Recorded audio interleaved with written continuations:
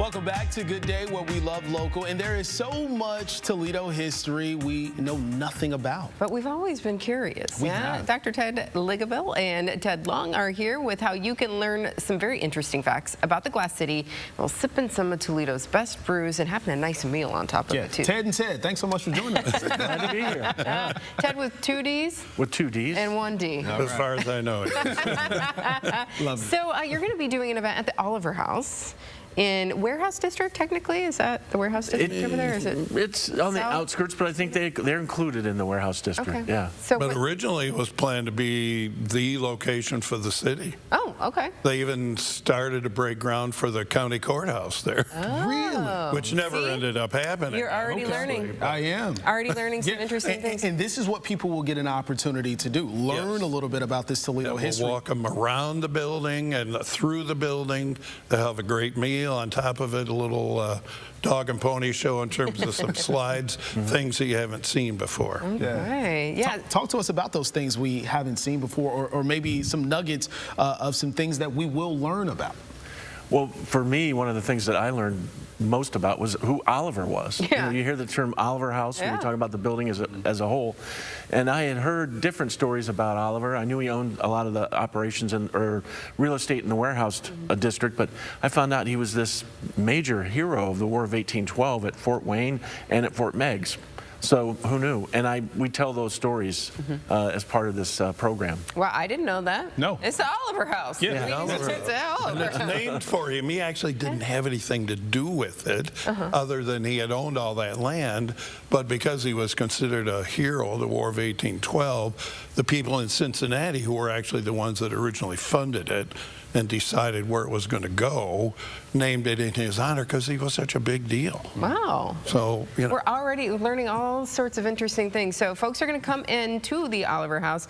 You said a meal, and this is going to be a nice meal, too, that folks are going to get to eat. That's right. Yeah? Yeah, we get prime rib versus, you get a choice of prime rib versus salmon and cash bar. And where else are you going to get a tour with the person who was really responsible for preserving the place? So he really gets into the details about the architecture, both inside and outside. And then we also make sure we take you into some areas inside that you're not going to see unless you're on this tour. Oh, cool. So you're going to take people behind the scenes. You're going to open some doors. Yes. So Ted, tell us, why is it so important to you to preserve this history, but not only preserve it, but to share it with other people? Well, that's the key, isn't it? If you don't share, no one knows the history about it. This is probably the most important historic building in the city. So it's one of the reasons I like to be involved. I've been involved for many, many years with the building. But one point that I should make about it is that the architect that designed it, this is one of only 8 hotels that he designed in the country in the 1850s. He's considered the father of the modern hotel, Isaiah Rogers. Right? He's the guy that dreamed up the idea, hey, wouldn't it be good to have people have their own rooms with a bathroom en suite and some hot and cold running water? We appreciate that, yeah. He's the guy that figured that out and started building these homes, the Astor House in New York, Burnett House in Cincinnati, Maxwell House in Nashville, where the coffee gets its name, and the Oliver House in Toledo. We are on that list. We are on that list. So Ted, you said this is one of the most important buildings in Toledo. Probably the most. So why do you say it's the most important? Well, because of what it stood for.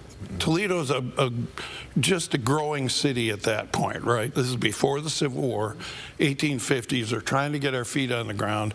The canal, the river's here, lots of transportation. Canal comes through, railroad comes through. And this is immediately adjacent to the major railroad hub, which they call the middle ground, still do call the middle ground. But you wouldn't recognize it now. There must have been 5 dozen railroad lines coming in there over railroad tracks. There was a huge hotel in the middle of it where the trains went right into the hotel and people could just get out and go to their room, or they went about their business in the city. So the Oliver House comes online. It's considered palatial. And because it's designed by Isaiah Rogers, it puts it a step above everything else. And it reigns as the queen until the booty house is built in the 1870s. So we have, you know, a 25-year period when that was the place you wanted to go. Wow. And they had their own, what they called omnibus, which was a horse-pulled wagon that went, not a wagon, but a coach, went down to the train station. And Ted will tell you, too, and they would fight each other, the drivers of these omnibuses for the different hotels. The city had to pass legislation because there were fist fights in the train station I want lobbies. this business. What a time to be alive. Wow, I know. You know, the interesting part too about this story is we recently, the Toledo Blade has been totally digitized through the library. So before you had to know what period you wanted to look for a story. Now you can actually do a full search all the way back to the beginning. And we started finding these articles where it was like once a week. While they were building the hotel, there was a story about the new hotel, what was going to be in it, what amenities it was going to have. I mean, the whole city was really Super wrapped up in important. this. Yeah, really super important. So you can learn even more. I mean, this is just the tip of the iceberg here, folks. know. So you can learn a whole lot more. When is History and Hops happening? So our next one is Sunday, the 13th at 6 p.m.